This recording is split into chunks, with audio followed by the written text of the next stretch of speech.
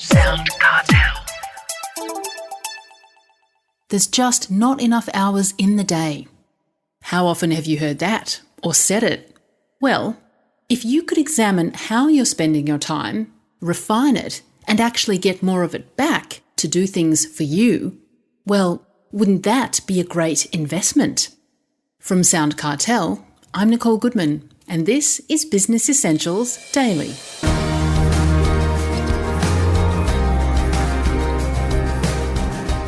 Let's be honest, we're not all good at managing time. We waste it in so many ways. And that's not only bad for business, it's bad for ourselves too. Because at the end of the day, there's never enough leftover time to enjoy our own pursuits. But it needn't be that way. Time management expert Christie suggests that we stop trying to manage our time. Instead, we need to think about time as an investment. In the business world, she reminds us, time is money, and that's where the focus should be. Kate's written a book about it called Me First, the guilt-free guide to prioritising you. You see, invest your time wisely at work, and you'll be freeing up a lot more time to do what you want to do. Christie tells Heather Dawson, time is a great leveller. We all have exactly the same amount of it. Time then to start using it wisely.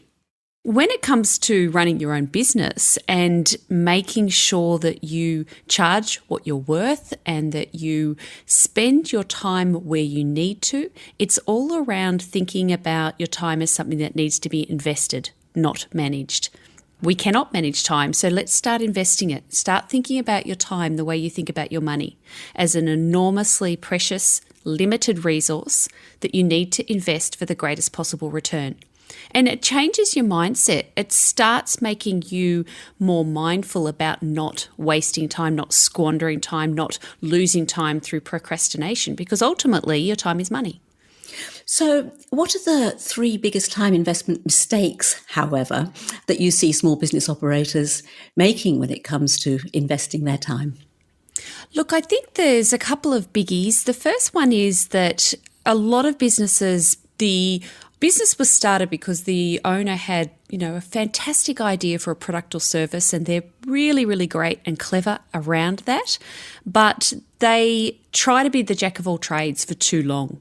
And one of the big mistakes I see in not investing your time well is not outsourcing early enough. Identify what you're great at, what you're best at, and often that is around the design and development and the marketing and the sales of your product or service.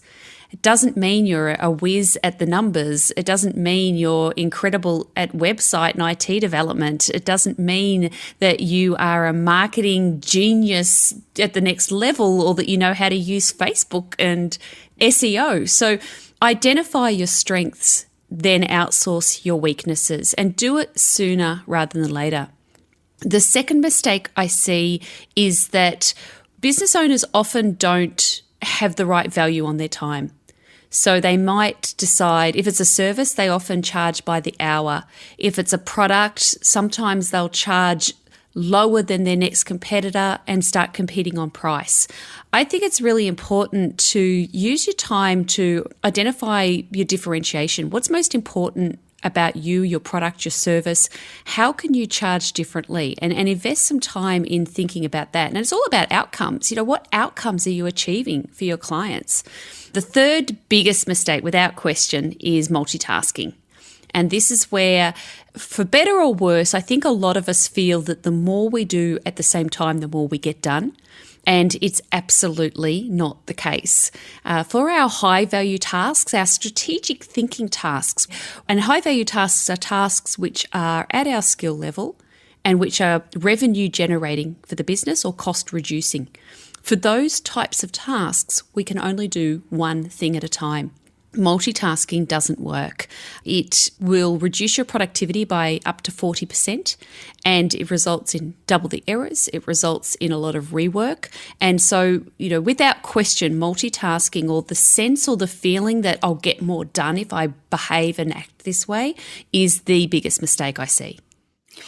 Now, you can help us structure our day so that we make the most of our time, so we invest in it properly. How can we do that in a day? So I referred a little earlier to your high value tasks. We also have low value tasks. So the low value tasks are tasks which are below our skill level or which are cost generating for the business.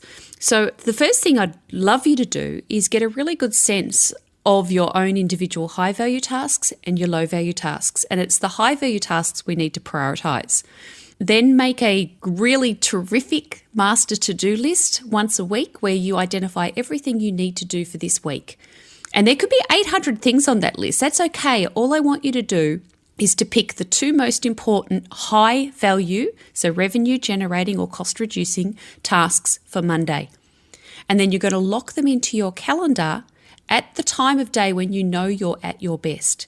So if you're a morning person, you want to build a 6-foot high bulletproof fence around those mornings. And a lot of business owners will start the day, they'll check their phone, they'll jump into their emails, they'll cruise around on social media for a while, they might read the newspaper, and gets to about 12, 1 o'clock and they think, oh, I'll do some work. You've just lost the best part of your day. So understand what your high value tasks are, lock them in for when you have your best energy. Your best brain time should only ever be devoted to those tasks, and use those as deadlines. The power of a deadline is that it forces you to get the task done.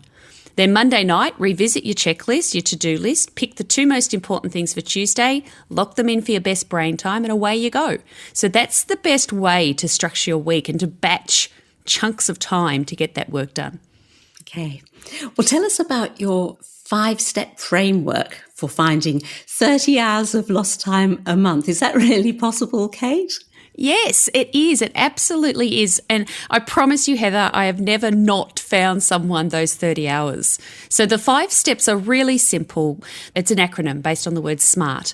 So S is for self-aware, where you understand exactly what's getting in your way. What time traps do you fall in every single day? And it might be things like checking your phone first thing in the morning. It might be having your emails open all the time. And then in step 1, you also assess what your key values are. Where do you actually want to be spending your time? Because that's going to give you your GPS instructions, right? It gives you a starting point in terms of what's getting in the way. It gives you an end point in terms of your values and what sort of life you want to live. And the other 4 steps are kind of the roadmap that gets you there.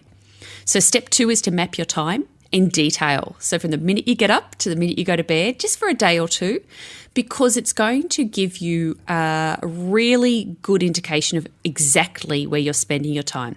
Now, that might sound trite or, simplified, but essentially if you get to the end of the day and you think about, well, what did I do today? You'll have some standouts. You'll know, I had a lot of meetings and there was lots of phone calls, but you're going to forget all those little filler tasks. You're going to forget every time you were interrupted. You're going to forget every time you switch task.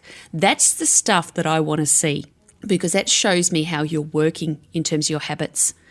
Step 3 is to analyse, where you break down your time spent from those maps into 4 categories: your musts, your wants, things that you can delegate, and things that you can reject. And it's the delegation and the rejection buckets where you're going to find those 30 hours. Step 4 is reframe. So that's where you make the decision of exactly what you're going to be doing differently. What am I going to reject? What am I going to outsource? And step 5 is take control. And that's, where the rubber hits the road. That's where you actually have to implement on these changes you've identified. So it's a really, really simple process, but it's absolutely impactful. Next logical question then, Kate. What do I do with my 30 hours once I've got them back? Well, that's why it's all about me first. That's about doing all the great stuff. At the moment, when you look at your maps, there's probably a whole heap of musts in there and not a lot of wants, and I want you to use those 30 hours to invest in yourself. Work out your audacious 5-year plan, invest in learning and development, invest in stretching yourself, invest in a holiday. I don't want you to absorb those 30 hours into another 300 emails or another 20 loads of washing. You've got to really mindfully and purposefully say, I've got this time back. Now I get to curate the life I want to live. Okay, well, final question then. Your latest book, your 4th book, Kate, is called Me First, The Guilt-Free Guide to Prioritising You. So who's it targeted at, and how can it help? It's targeted at really busy overwhelmed, high-performing women who are also mums. So for all of your listeners out there who are business women or work as a partner in a business or as a staff member in an amazing business who's also a mum, and it's around, okay, how do we get back those 30 hours of lost time a month in circumstances where we are juggling so much? There is so much on our plates. And so the book's divided into 3 parts. The first part is all around debunking some of the crazy myths that we buy into. Imposter syndrome, mother's guilt, judgment, all that crazy, crazy stuff. Always saying yes, never saying no.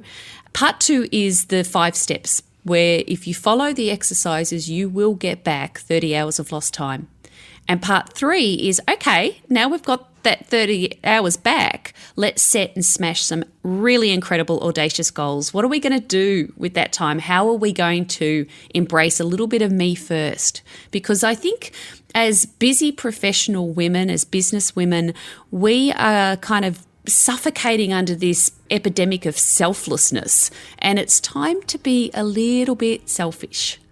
That was Kate Christie, founder and director of Time Stylers, and author of several books, including her latest, Me First, The Guilt-Free Guide to Prioritising You.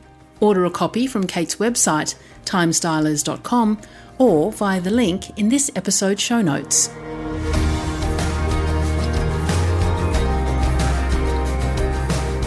This episode of Business Essentials Daily is produced by the team at SoundCartel. Thanks for listening. I'm Nicole Goodman. We'll bring you more Be Daily tomorrow. Follow at BE Daily Podcast across social media and head to bedaily.com.au for more from the Business Essentials Daily podcast. SoundCartel.